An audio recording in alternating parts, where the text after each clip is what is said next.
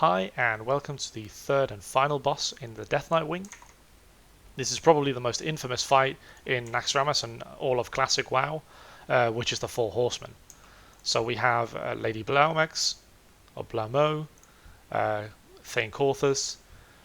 This is High Lord Morgraine in Classic and not Baron Rivendare. And we have Zilic. So the three of them are the same. Baron Rivendare will be swapped for Morgraine on Classic. Also the one that drops the Corrupted Ashbringer.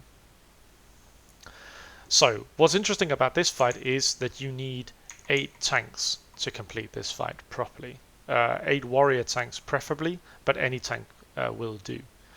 And you will have to do swapping with tanking, as all of these have something called Mark of Corthus, Mark of Blamo, Mark of Zilic, and Mark of Morgraine. This mark is cast every 12 seconds, and is cast the first time 20 seconds into this fight. For every mark, it does more damage. So the first one will do 250, the second one will do 1,000, I think the third one will do 3,000 damage, and it increases like this. So it's a lot of damage, so you don't want to be taking more than 3 marks. Once you have 3 marks, we'll swap you out with a group that is ready to take over for your role.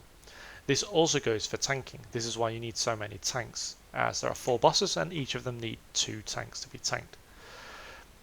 Morgraine, the 2 tanks that will be tanking Morgraine, it's advised that you have around 200 fire resistance, so make sure that you have stuff like Dark Iron set on you, items with high stamina, high fire resistance, because he does something called Righteous Fire, which is an auto attack that applies a fire damage and a fire debuff that cannot be dispelled. Morgraine can be disarmed, the same with all of the bosses, but it's most important for people to disarm Morgraine. It's also a good idea for any warrior DPS that might be damaging Morgraine to go in and disarm him if you can, whenever it's off cooldown. If we take them one by one, so Morgraine will be tanked in this corner here. Thane Corthus will be tanked in this corner. Blamo will be tanked over in the far corner, over here. And Zilic will be tanked over here. For Morgraine, there's not really much to it. You tank him over here. Massive amount of tank damage and fire damage. Get that fire resistance up. People will DPS him. On 3 marks, you'll swap out with a group that will be stood here in the middle. This will be a safe spot. Here, where you won't be hit by any of the marks. So you swap out with this group once swap is called. The same for the Corthus group. For Corthus has an ability called Meteor, similar to the Anubisath Guardians in AQ40. So it's important that the people who damage Corthus, that you stand on top of each other. So once you go do a rotation on Corthus, you go into the safe spot, you swap with a group there, tank swaps out, sorry, and then you swap over to Morgraine once your marks drop off. After you're then done with Morgraine, go into the center, you go to Corthus. The same will be done for a group that DPSs Blamo and Zilic. You'll also be swapping between these two in between marks, making sure that you never get more than 3, maybe 4 marks, because if you get 5 you will die. Once people start dying in this encounter, you'll have a lack of DPS, you'll have a lack of healing, and it's more or less a wipe if 2 healers die during this, just because of how the marks work for this encounter. This is also what makes this so incredibly difficult. So listen to the calls made, make sure that you swap when a swap is called. For Lady Blamo, she spawns void zones underneath your feet. It's a dark void sphere, similar to the dark smoke on Cthulhu. Don't stand in it, it does a lot of damage, so just move out as soon as you see it. And Zilic does a Holy Wrath, similar to Venoxus in Zorgurub, or similar to I-Beam on Cthulhu, where it continuously jumps onto the next target within range, doubling in damage for each time it jumps. This also means that melee you will never be hitting Zazilic. Even once we kill Mograine and Korthas, who will die first, melee will never enter Zilic. You will only damage Blaumo, and then you will move back out and safe when you need to, going back in once your marks drop off, rinse repeat. Once any of the horsemen die, they don't actually move off the map, so they're still there in spirit form, so their marks will continue to go out in case someone goes close. They still use their ability on anyone nearby as well. The encounter doesn't stop until all of the 4 horsemen are killed. They don't need to die at similar times, so you can just kill them one by one if you wished, to be fair. Apart from these individual abilities, so Mograine with his Righteous Fire, Korthas with his Meteor, Blaumo with her Void Zone, and Zilic with his Holy Wrath, they also have a shared ability which is called Shield Wall, similar to the Warrior mechanic.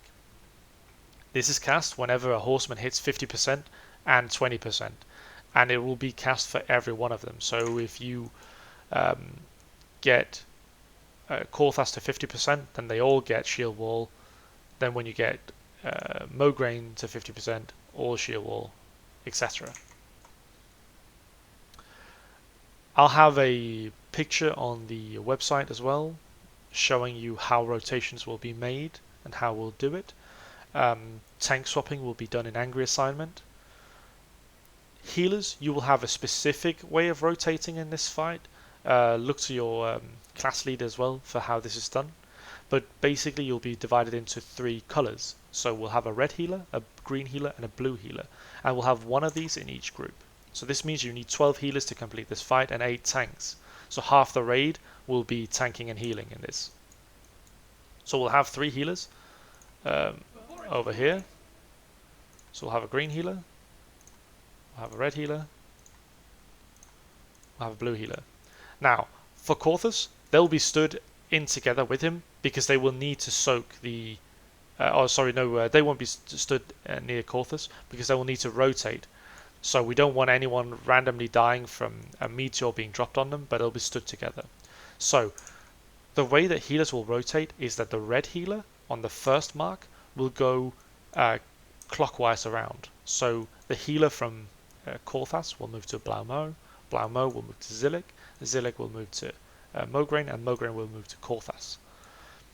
Then on the second mark, regardless of what mark it is, second mark cast, the green healer will do this movement clockwise again. So green Korthas goes to green Blaumo to Zilic, from Zilic to Mograine, from Mograine to Korthas.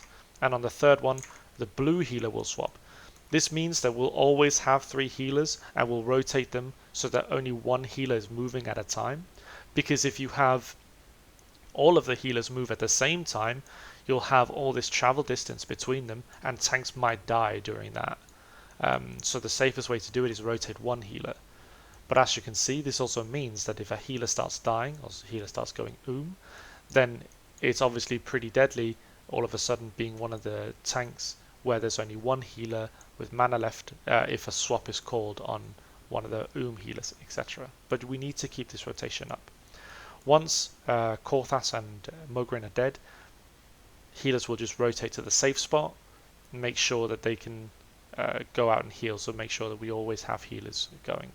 Now I can't show you this fight because it requires so much coordination and a full raid that is very difficult to show. The way that we will do it though is that we'll have people run this outside of the wall depending on which boss you're going to tank DPS. So you move over here and then you move in, so you stood roughly here corresponding to the boss that you're going to kill. You don't pull them when you're stood about facing these skulls because you're in line of sight. If you're tanking Zilic, you would continue moving around this way, around the outer wall. And it's important that you do this. It's important that you stick by the wall because otherwise you will pull. We'll have a hunter in each group, each tanking group, and hunters will then help position these bosses. So a hunter will be assigned to take Rivendare, sorry, Mograine it will be, and Corthus, etc.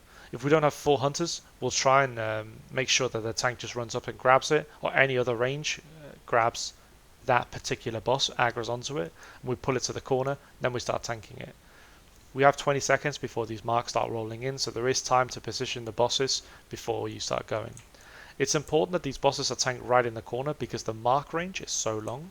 So Zillik will be tanked in here, roughly, with DPS stood max range, hitting, because then you won't be hit by the Holy Wrath.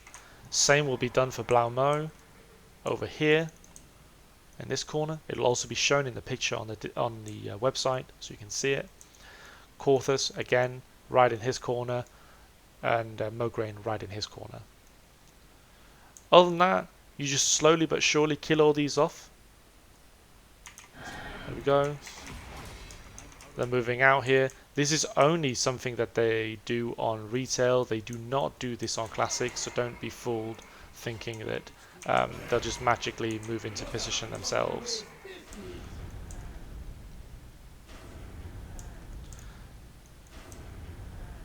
This is cast if no one is in range of receiving a mark, but this is only a retail thing. This is not done on classic, as I said.